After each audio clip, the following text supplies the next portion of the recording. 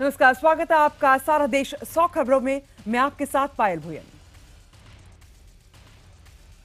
विदेश मंत्री सुषमा स्वराज के पाकिस्तान जाने पर आज फैसला होगा। दरअसल इस्लामाबाद में हार्ट ऑफ एशिया कॉन्फ्रेंस होने वाली है। इसमें 25 देशों के नेता और प्रतिनिधि शामिल हो रहे हैं। रविवार को बैंकॉक में भारतीय सुरक्षा सलाहकार अजीत डोभाल और पाकिस्तान के राष्ट्रीय सुरक्षा सलाहकार नसीर खान के बीच बैठक हुई। बैठक में दोनों देशों के विदेश सचिव भी मौजूद रहे।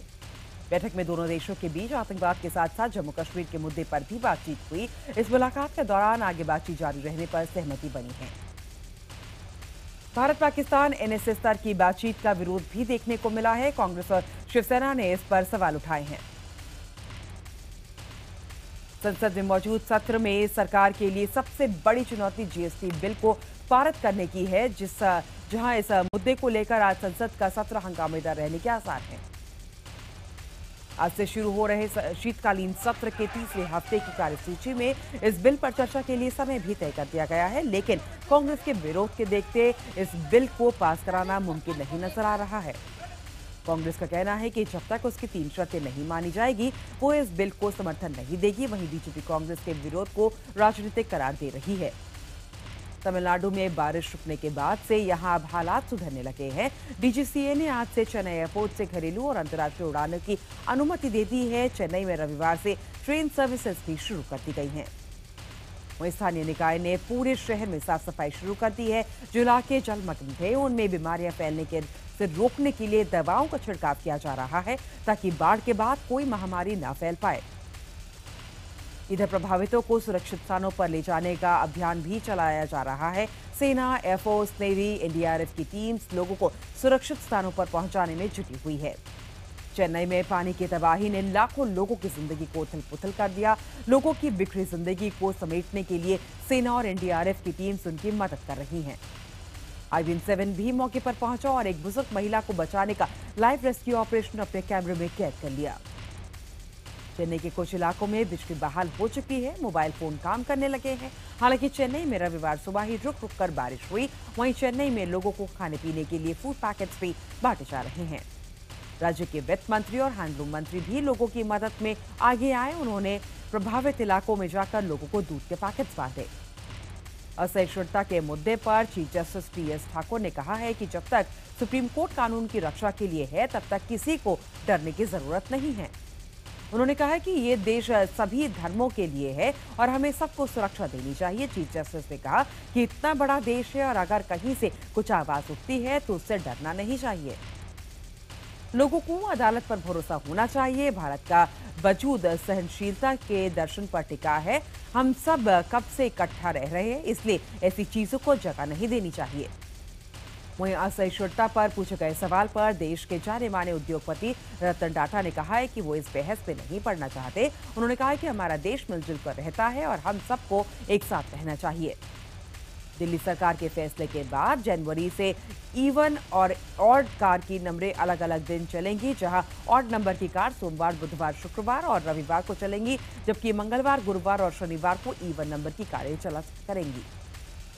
दिल्ली में आज से जज, नेता, मंत्री और अफसर कारपूलिंग करेंगे। दिल्ली में प्रदूषण रोकने के लिए केजरीवाल सरकार के ऑड और इवन नंबर कार फॉर्मूले को सुप्रीम कोर्ट के चीफ जस्टिस पीएस ठाकुर ने स्वागत किया है।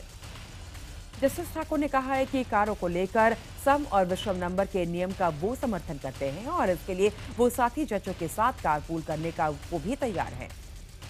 उन्होंने कहा कि दिल्ली की आबोहवा को बचाने के लिए बस में सफर करना या फिर शटल लेने का भी वो तैयार है। वहीं दिल्ली के मुख्यमंत्री केजरीवाल ने भी चीफ जस्टिस के समर्थन पर खुशी जताई है। उन्होंने कहा है कि अगर चीफ जस्टिस कारपूलिंग कर सकते हैं तो फिर वो क्यों नहीं।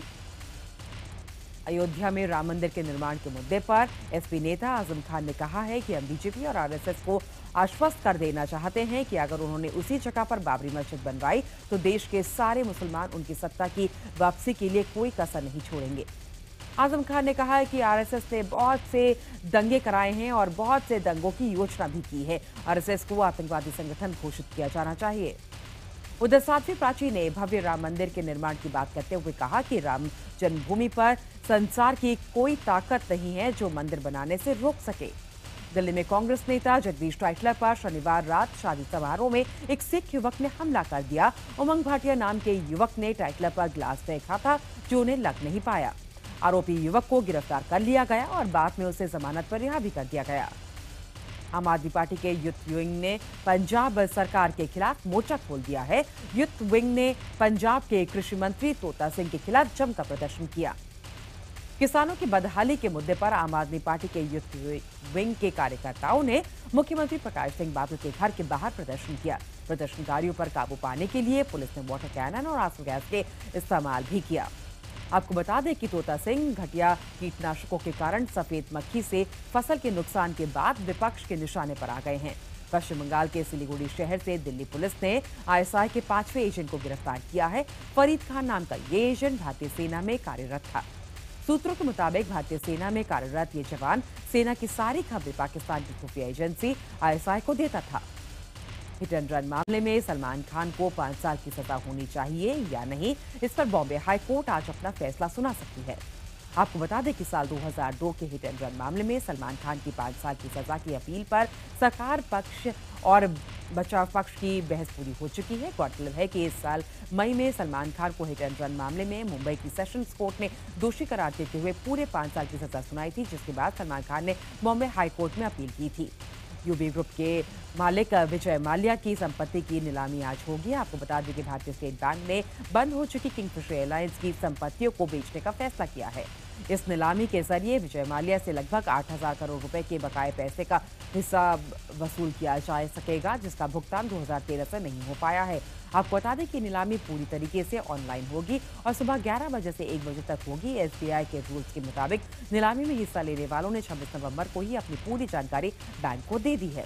देश में असहिष्णुता फैलाने के तमाम आरोप प्रत्यारोप के बीच बरेली में मुसलमानों ने सांप्रदायिक सद्भाव की मिसाल पेश की। 3 दिवसीय उर्स के मौके पर जुटे लाखों मुसलमानों के बीच मुस्लिम एजेंडा पेश किया गया। इस एजेंडा में कहा गया कि दुनिया में मुसलमान सबसे ज्यादा भारत में सुरक्षित है और मुसलमानों को सबसे ज्यादा आजादी भी भारत में ही है। साथ ही 110 उलेमाओं ने दुनिया भर के आतंकी संगठनों के खिलाफ फतवा भी जारी किया। बिहार के जमुई से चोरी हुई भगवान महावीर की 2600 साल पुरानी मूर्ति मिल गई है। पुलिस ने सिकंदरा थाने से शनिवार देर रात करोड़ों रुपए मूल्य की भगवान महावीर की इस मूर्ति को बरामद किया। आपको बता दें कि पटना से करीब 170 किलोमीटर दूर जमुई जिले में सिकंदरा के मंदिर से हथियारबंद बदमाशों ने भगवान महावीर की इस मूर्ति को चुरा लिया था, लेकिन चोरी होने के 10 दिन बाद ये मूर्ति बिछवे गांव में सड़क किनारे पड़ी हुई पाई गई। मध्य प्रदेश के शहडोल में एक घर में धमाका हो गया। हादसे में 3 बच्चे गंभीर रूप से घायल हो गए। धमाके की वजह का पता नहीं लग पाया है। दिल्ली के चांदनी महल इलाके में भयानक आग लग गई। आग में झुलसकर एक शख्स की मौत हो गई, जबकि 2 लोग बुरी तरीके से घायल हो गए। आग लगने के कारणों का पता नहीं चल पाया है। उत्तर प्रदेश के सीतापुर में समाजवादी पार्टी के विधायक ने 2 लोगों को सरेआम थप्पड़ जड़ दिया, जिसके बाद लोगों को गुस्सा भड़क उठा और उन्होंने विधायक रामपाल को घेर कर नारे लगाने शुरू कर दिए। पुलिस ने किसी तरीके से रामपाल को बाहर निकाला। दरअसल रामपाल 2 समुदाय में हुए झगड़े को निपटाने आए थे, लेकिन किसी बात पर नाराज होकर उन्होंने युवक को थप्पड़ जड़ दिया। राजधानी दिल्ली में डिजास्टर मैनेजमेंट की एक कार के गलत इस्तेमाल का वाकया सामने आया है। शिकायत के बाद पुलिस ने गाड़ी का चालान काटा। दरअसल एक शख्स ने सायरन सुनने से पीछे आ रही गाड़ी को रास्ता दिया तो देखा कि उस गाड़ी में बच्चे हैं जो कि मैच देखने जा रहे हैं। मामला सामने आने के बाद सवाल उठ रहे हैं कि जरूरतमंदों के काम आने वाली इस गाड़ी का इस्तेमाल एक परिवार ने अपने निजी काम के लिए कैसे किया। अंतर्राष्ट्रीय किडनी रैकेट में पुलिस के हाथ बड़ी कामयाबी लगी है। इस रैकेट की सबसे अहम कड़ी माने जाने वाले संजीव कोहली को अकोला में गिरफ्तार किया गया है। इससे पहले गिरफ्तार किए गए आरोपियों ने खुलासा किया था कि संजीव कोहली ही वो शख्स है जो पीड़ितों को मेडिकल टेस्ट के लिए पहले नागपुर ले जाता था और फिर टेस्ट होने के बाद मुंबई से श्रीलंका ले जाया करता था। आपको बता दें कि संजीव कोहली पेशे से क्लर्क है। 12 साल पहले संजीव कोहली ने भी अपनी किडनी बेच दी थी। अपनी किडनी बेचने के दौरान ही संजीव कोहली किडनी रैकेट के मास्टरमाइंड के संपर्क में आया और तब से ही वो धीरे धीरे इस पूरे रैकेट का अहम हिस्सा बन गया। अब तक इस मामले में कुल 4 आरोपियों की गिरफ्तारी हो चुकी है। मुंबई के मलाड रेलवे स्टेशन से एक सीसीटीवी वीडियो सामने आया है। इसमें एक लड़की प्लेटफॉर्म के बीचों बीच खड़ी होकर खुदकुशी की कोशिश करती हुई नजर आ रही है। ये सीसीटीवी वीडियो 4 दिसंबर का है, जब 15 साल की लड़की खुदकुशी करने के लिए प्लेटफॉर्म से नीचे पटरी पर जा खड़ी होती है और इसी दौरान सामने से एक लोकल ट्रेन भी आती हुई नजर आती है। हालांकि समय रहते लोगों ने लड़की को बचा लिया। पूछताछ में पता चला कि स्कूल का रिजल्ट खराब होने पर खुदकुशी वो करना चाहती थी। नोएडा में लड़की की हत्या मामले में पुलिस ने उसके प्रेमी को गिरफ्तार किया है। बताया जा रहा है कि गर्लफ्रेंड का फोन अधिकतर व्यस्त रहने से राहुल उस पर शक करने लगा था और शक इतना बढ़ गया कि राहुल ने डीएनडी के पास एक पार्क में गर्लफ्रेंड का गला घोंटकर उसका हत्या कर दी और बाद में पत्थरों से उसका मुंह कुचलकर पहचान छिपाने की कोशिश भी की। लखनऊ और सीतापुर में मिली अज्ञात युवतियों के शव का मामला और उलझ गया है। दरअसल जिन युवतियों के तौर पर उनकी पहचान हुई थी, वो दोनों लड़कियां इलाहाबाद में अपने प्रेमियों के साथ पकड़ी गई हैं। पहले उनके परिवार ने शवों की पहचान उनकी लड़कियों के तौर पर की थी। अब पुलिस ने नए सिरे से जांच शुरू कर दी है। इंदौर में तेज रफ्तार ट्रेन के साथ सेल्फी लेने की कोशिश कर एक युवक की जान चली गई। युवक की मौत ट्रेन की चपेट में आने से हुई। बताया जा रहा है कि मृतक जयेश के दोस्तों के मुताबिक जयेश ट्रेन के साथ सेल्फी लेने के चक्कर में ट्रैक के काफी नजदीक चला गया था और वहां से गुजर रही अवंतिका एक्सप्रेस के आते ही उसका संतुलन बिगड़ गया। वो ट्रेन की चपेट में आ गया। राजस्थान के फतेहपुर में एक महिला के परिवार वालों ने छेड़छाड़ के आरोप में एक युवक को जमकर धुना, फिर उसके कपड़े उतारकर उसे गधे में बिठा दिया। बताया जा रहा है कि शादीशुदा महिला को युवक फोन करके परेशान किया करता था। उसकी हरकतों से आज जाकर महिला ने उसे एक जगह पर बुलाया, जब पहले से ही उसके घर वाले मौजूद थे, जिन्होंने उसको जमकर धुना। हालांकि किसी पक्ष ने थाने में रिपोर्ट दर्ज नहीं कराई, लेकिन किसी ने घटना का वीडियो बनाकर उसे सोशल साइट पर डाल दिया, जो वायरल हो गया। पटना में बेखौफ बदमाशों ने शहर के नामी सर्जन डॉक्टर सुनील कुमार को चिट्ठी भेजकर 2 करोड़ रुपए रंगदारी मांगी है और नहीं देने पर 2 करोड़ के बदले 5 करोड़ रुपए वसूलने की धमकी भी दी है। और धमकी मिलने के बाद डॉक्टर ने एफआईआर दर्ज कराई। वहीं इस मामले में पुलिस का कहना है कि 2 भाइयों की लड़ाई में एक भाई को फंसाने के लिए रंगदारी मांगी गई थी। दिल्ली से कोलकाता जा रही कालका एक्सप्रेस में महिला आईएएस अधिकारी से छेड़खानी का मामला सामने आने से रेल विभाग में हड़कंप मच गया है। महिला अधिकारी का आरोप है कि ट्रेन के अलीगढ़ की ओर बढ़ते ही कोच के टीटीई राजपाल सिंह ने एसी की कूलिंग घटाने और अतिरिक्त कंबल मांगने पर अभद्र कमेंट करते हुए उनसे छेड़छाड़ की। और घटना उस वक्त ही है जब महिला कालका मेल के एसी 2 टियर के से कोलकाता जा रही थी। वहीं शिकायत के बाद टीटीई को निलंबित कर गिरफ्तार कर लिया गया है। जम्मू कश्मीर में आतंकियों से मुठभेड़ में शहीद हुए भिवानी के सतीश गोदारा को अंतिम विदाई दी गई। राजकीय सम्मान के साथ अंतिम संस्कार किया गया। कई सांसद और नेता भी अंतिम संस्कार में शामिल हुए। सोनीपत से सांसद रमेश कौशिक जूते पहनकर ही बाबा साहेब अम्बेडकर को श्रद्धांजलि देने पर अड़ गए। कार्यक्रम के आयोजकों ने सांसद जी को एक न सुनी और आखिरकार सांसद महोदय को अपने जूते के फीते खोलने ही पड़ गए। दरअसल बाबा साहेब अम्बेडकर की पुण्यतिथि पर जिंद में श्रद्धांजलि सभा का आयोजन किया गया था। कार्यक्रम में बतौर मुख्य अतिथि सांसद जी शिरकत करने पहुंचे थे। दतिया के एक स्कूल में छात्रों से मजदूरी करवाने का एक मामला सामने आया है। शिक्षा विभाग के अधिकारी पूरे मामले पर चुप्पी साधे हुए हैं और कोई कैमरे के सामने बोलने को तैयार नहीं है। मध्य प्रदेश के गुना में पुलिस ने खरीद फरोख्त के लिए लाई गई 3 लड़कियों को बरामद किया है। इनमें से 2 बालिग है और 1 नाबालिग। मध्य प्रदेश के बड़वानी स्वास्थ्य महकमों को बड़ा झटका लगा है। महकमों के दावे था कि बड़वानी के मोतियाबिंद शिविर में संक्रमित हुए मरीजों की आंखें ठीक हो जाएंगी, लेकिन एम्स के डॉक्टर्स ने दावे को सिर से नकार दिया है। छत्तीसगढ़ के दंतेवाड़ा में पुलिस ने 2 माओवादियों को गिरफ्तार किया है। पूछताछ के दौरान इन्होंने नक्सलियों के शहरी नेटवर्क से जुड़े कई रसूखदार लोगों के नामों का खुलासा किया है, जिसे पुलिस ने अभी गोपनीय रखा है। छत्तीसगढ़ में महिला बाल विकास विभाग की टीम ने जानकारी मिलते ही एक नाबालिग को शादी के बंधन से बचा लिया। अधिकारियों का कहना है कि नाबालिग लड़की को बालिग होने तक बाल गृह में रखा जाएगा। छत्तीसगढ़ के भिलाई में दूसरे दिन भी ट्रांसपोर्टर्स का हड़ताल जारी है, जिसके चलते सैकड़ों ट्रक आज भी डिपो के बाहर खड़ी रही। आपको बता दें कि ट्रांसपोर्टर्स परिवहन दर में होने वाली कटौती का विरोध कर रहे हैं। चिराग पासवान ने भागवत द्वारा राम मंदिर पर दिए गए बयान का पर बचाव किया और मुख्यमंत्री नीतीश कुमार के द्वारा मंदिर बनाने के लिए समय की घोषणा करने के सवाल पर कहा कि नीतीश कुमार आज भी जात पात की और धर्म की राजनीति करते हैं।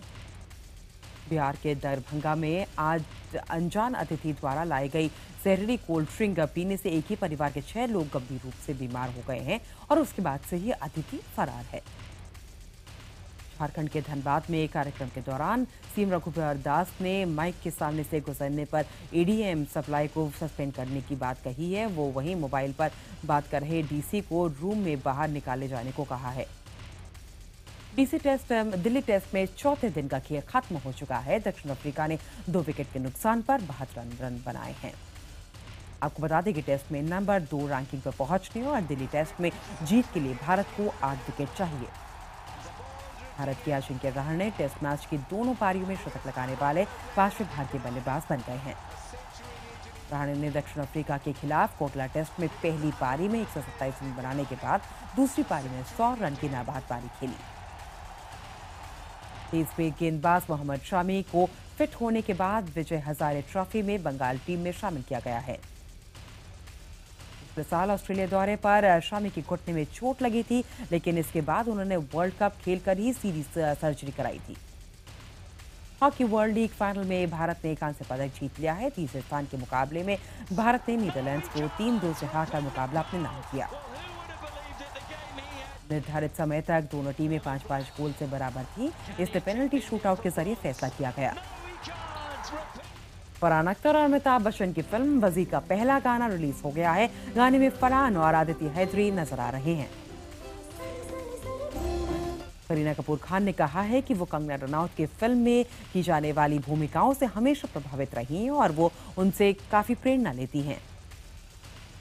गौरतलब है कि क्वीन, तनु वेड्स मनु रिटर्न्स जैसी फिल्मों में अपनी भूमिकाओं के लिए कंगना काफी तारीफें भी बटोर चुकी हैं। प्रियंका चोपड़ा के बाद अब दीपिका पादुकोण भी हॉलीवुड की तरफ रुख कर रही हैं। हाल ही में दीपिका ने इस बात की संकेत भी दिए हैं। और खबरों के अनुसार Deepika Hollywood starrer Vin Diesel की XXX फ्रेंचाइजी की अगली फिल्म जेंडर केस रिटर्न्स में नजर आ सकती हैं। बिग बॉस 9 में कई वाइल्ड कार्ड एंट्रीज आ चुकी हैं और घर में हलचल मचा रही हैं। अब जल्द ही घर का पारा और बढ़ाने के लिए एक और वाइल्ड कार्ड एंट्री आ रही है और ये कोई और नहीं बल्कि मॉडल गिसेल ठकराल हैं। वो इससे पहले वेलकम बासी, मेहमान नवाजी की और सर्वाइवर इंडिया जैसे शोज में भी नजर आ चुकी हैं।